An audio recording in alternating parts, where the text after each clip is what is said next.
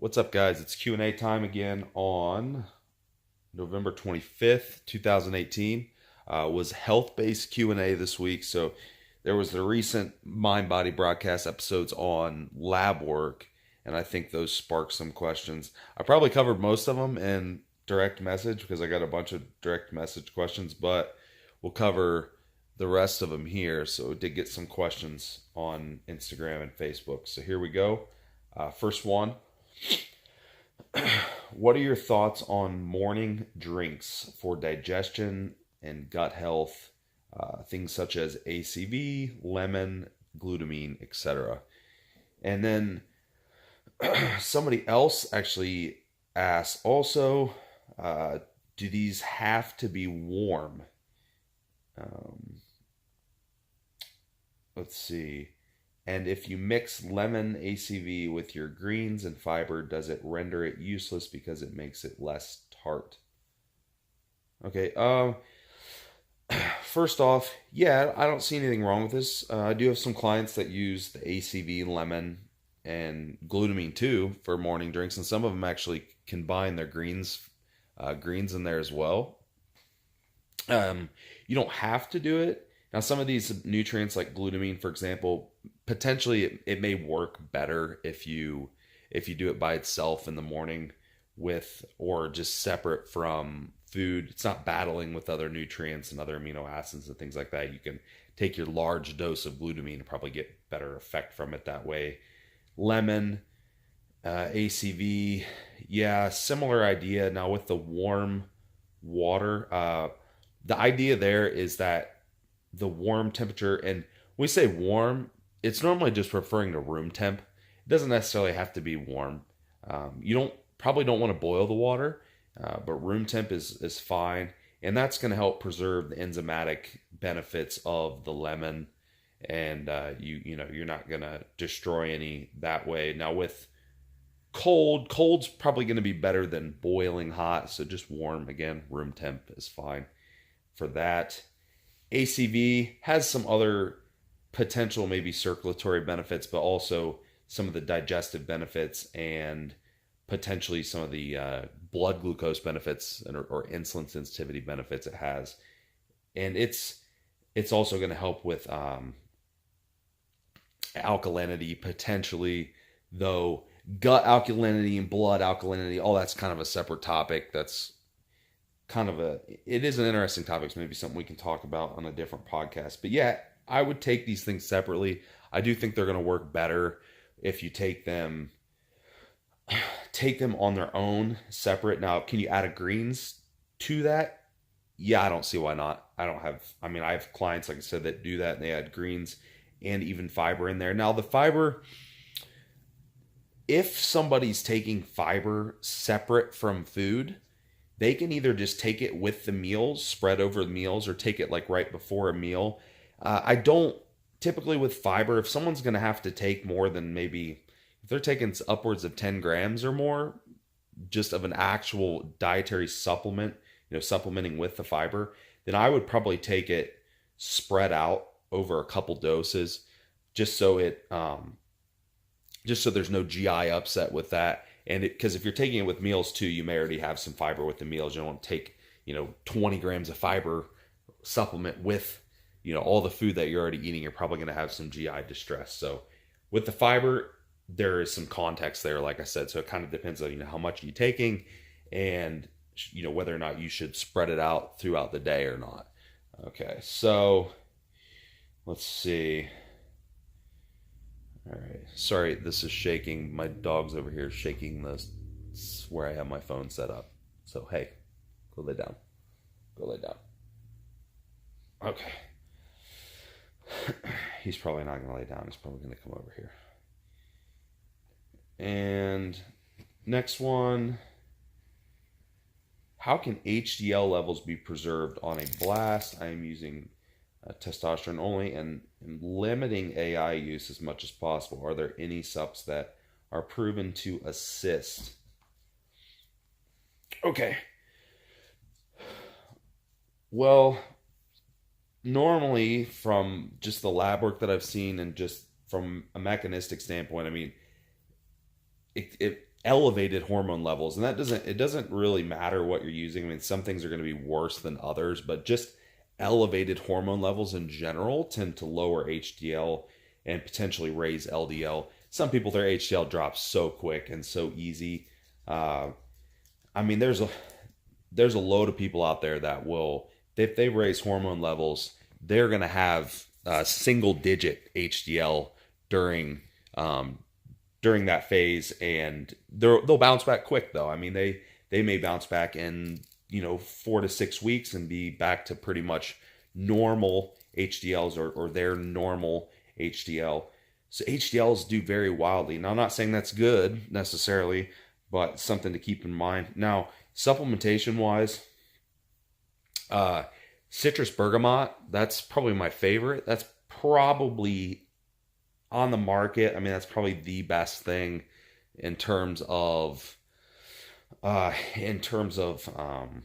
keeping HDL elevated or elevating HDL. That's probably one of the best things out there. Jarrow, I think Jarrow is normally the brand that I use with people in terms of like cost versus the dose that you get. There are some other brands that make it. Jarrow seems to be the best, and there are some companies out there too that will include that in their like in their health supplements. So that in some good companies that do that as well. So you can maybe be able to find it that way. Also, just little things like dietary fats, taking enough healthy dietary fats can also help with lipid profile. And there's other things going on here. I've talked about oxidation, like lipid oxidation, and talked about particle size and things like that. That stuff's important, and that stuff's what we're not really seeing on the labs unless you're getting particle size checked. So just make sure that you're consuming the right types of fats and fats that aren't going to oxidize easily, and low inflammatory food sources and stable fat sources, things like that aren't going to be oxidized when they're exposed to heat or digestion or sitting on the shelf in the light. So stuff like that, it's important to do, to make sure you're consuming the right types of fats in that regard. And then take your citrus bergamot. They mentioned limiting AIs. That's a great thing to do too. Anything like that, like don't crush estrogen. That tends to also lower your HDL. Make sure your liver's healthy. One thing I didn't mention above, which I feel like I could probably lump in here too, is making sure the liver's producing sufficient bile salts for digestion, and there's also some interplay with lipids there as well. So make sure that your liver's functioning properly. And one supplement that ties into that lemon water above is D-limonene. It's citrus. It's derived from citrus fruits. It is, I believe it's probably derived. I think the one that I use is derived from maybe oranges. Could be wrong. But anyhow, it helps with bile production. So that's going to help with digestion and it could help with lipid profile as well. So you can look into that. It's super cheap, and I take it especially like with people that use higher fat diets, just to make sure they're digesting fat efficiently. And it also does tend to help with lipid profile. Like I said, I've noticed that. Normally I'm adding it in more for digestion and adding it in for like I said, digesting fat specifically, but then it typically improves lipid profile, which is kind of a cool secondary benefit of those bile salts. And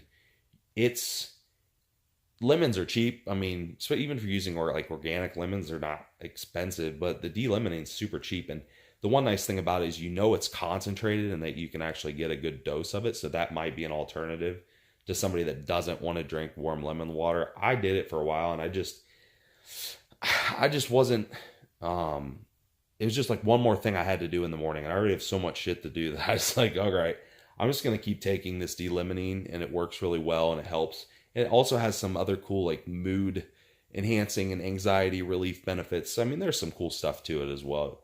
Check that out. Jarrow, again, makes a good one, and there are actually some other companies that make a really good one. Normally do about 1,000 milligrams per dose. Right now, I take it with every higher fat meal, just because I'm taking in a good amount of fat. For some other people, I might only take it like once a day or twice a day. But yeah, it's a good supplement. And I think that pretty much covers the HDL. Just know your before and after HDL levels. Take your citrus bergamot. Make sure your fats are sufficient. Make sure your liver's healthy also. So that secondary, that's going to help. Even though I don't know that a lot of people are necessarily focused on the liver and those bile salts when thinking of cholesterol or lipids. So make sure you're doing that. Another question. Are there any benefits to keeping prolactin levels ideal? I think the life extension says 7 would be ideal. Mine's high normal. And when I controlled, quote unquote, controlled it, I didn't notice any benefit, sexual or otherwise. All right, so the person that's mentioning it's a client of mine, and I've seen their prolactin levels. They are like high normal, right at the top of the range, maybe slightly above sometimes. In that case, I mean, if there's no side effects, it's not something I would really worry about. If someone's really elevated, then yeah, that could be potentially something we need to investigate. A lot of people don't tend to not have prolactin elevation issues when estrogen's controlled. They normally don't have those types of issues, but it can happen. There are some other mechanisms that could cause elevated prolactin, like heaven forbid, like a pituitary tumor or something like that. That could cause those just more hormones to be produced, even though the feedback loop is you're trying to control it, but you can't really. So yeah, I mean, it's possible. Now, the person, like I said, is mentioning it, I wouldn't really worry about it. There's really no benefit there of bringing your prolactin down a couple points. You're still like pretty much normal, close to normal. It's probably not an issue. So I wouldn't worry about it. That's one of those things too. It's kind of like when we're looking at ranges and hormones, there's some things to consider, like just are you symptomatic of anything? I mean, that's something that's important. Now, I don't want to make that blanket statement for everything, because there are things like testosterone where, yeah, you could have issues if you're letting your testosterone be elevated chronically, like long term. Yeah, I mean, I may have talked about it before. There's some literature that talked about potential higher risk of cardiovascular events, even though normal blood work looked okay. Like the typical things that you get checked, they looked okay. So people probably assumed, hey, I'm going to use more, right? Okay, so I'm not making that blanket statement, but things like estrogen, for example, a lot of guys even that I work with run higher estrogen, and they normally notice benefits. Like they notice fat loss and body composition benefits and feel better. We're not talking like super crazy high benefits. And if they do notice side effects, then yeah, you can pull back.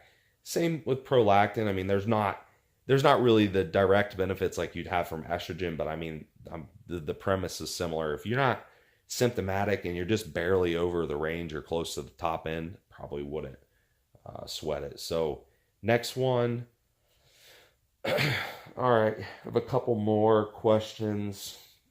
2 more questions. All right, so where are we at? 13 minutes. Cool. All right, and what are the health benefits of BPC 157? So what do you see from BPC 157? Okay, so I don't know that I've talked about this one on a Q&A, maybe, but BPC 157, primarily healing peptide. A lot of people know of it. It's great for healing various different tissues. It has been used in healing other types of tissues besides muscle and joint, tissues that make up joint integrity. So things like GI lining and even cardiac tissue. So it has some pretty cool benefits in that way. Some people say it might have some localized benefit. I'm not sure. Like I don't have a definite opinion on that. I want to say maybe, because it seems like some people have had that help, or have had it help them in that way. but it's mostly going to be systemic anyhow. So I wouldn't worry too much about localized. It's probably going to help you regardless. Now, benefits most people see. Well, it depends on what you need. Kind of, it's not the same as TB 500, but I'll give you this example. Is think of it as seeking out an injury. So if you have, for example, you have a slight muscle tear. So you're not having surgical operations, like you had a bad pull, maybe like a fascia tear, or you had some kind of like partial tear, not like a full detachment where you need an operation, but you take it, the peptide seeks out the injury and helps heal the injury. So it's going to like essentially find the injury, and you take it that way. Now, some people will take the BPC 157 orally if they want to have that GI benefit.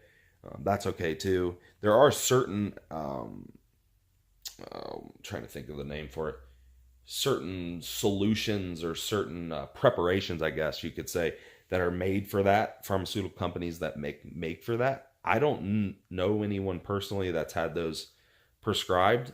Probably could go to like some kind of anti-aging type place, or really progressive practitioner. They might do it. So other benefits, yeah, could help with joint and tissue injury, things like that, along with the GI. Now, with that, there are some things that it doesn't help very well with. Like, one of them that I get asked about is cartilage. It doesn't do very well with that. You need blood flow to the tissue to be able to heal it. So, because what this does is it is a blood building, not like building in your blood, but it helps build more blood flow to the area. To put it quite simply, that's essentially how it helps a lot of these injuries. So something like cartilage doesn't really have much or any blood flow to it, so it doesn't help with that. That's unfortunate. People get like meniscus tears and stuff. Won't help much. Last one, could a chest strap that measures HRV be used to see if DECA is negatively affecting QT intervals? And if so, should some genius write an app about it? Okay, so a little bit of context there. DECA or nandrolone has been shown to potentially negatively affect QT intervals,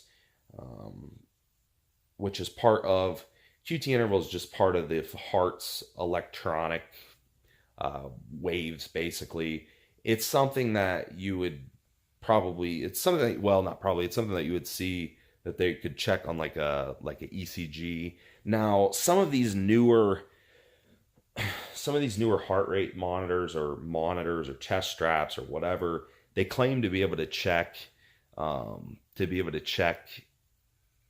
do like a ECG, basically. Now, I don't know how accurate they are. I can't really comment on that. I'm not sure. I've done a couple of them actually, and my ECG comes out normal. That's cool, I guess. It's a peace of mind, but it's not like I'm not going to put any of these up against a lab grade, medical professional performing an ECG. So how accurate that is, I'm not sure. If that was accurate, it could probably measure QT intervals and be able to see the association between using that specific compound and whether or not it affected your QT intervals. Yeah, I don't see why it couldn't. He asked to, maybe it would require some software rewrites or something. If the bottom line would be, if your chest strap or your device or whatever could measure QT intervals, or it was sophisticated enough to perform something like a thorough ECG, then I don't see why it couldn't.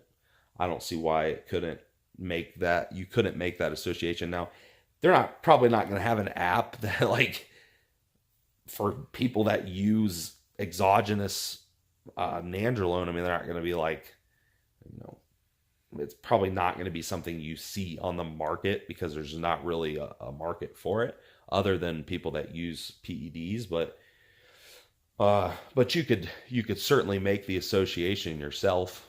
I would think, you know, you could make the association just by say, yeah, the person takes nandrolone and their QT intervals have changed. So it would be interesting to see like a before and after of extended, you know, really extended or chronic or long term or multiple use of, you know, multiple applications of nandrolone or something like that to kind of see how it actually works and see if we could actually see any, you know, like if it's statistically significant to us, like we could read it with a chest strap like that. That'd be kind of cool.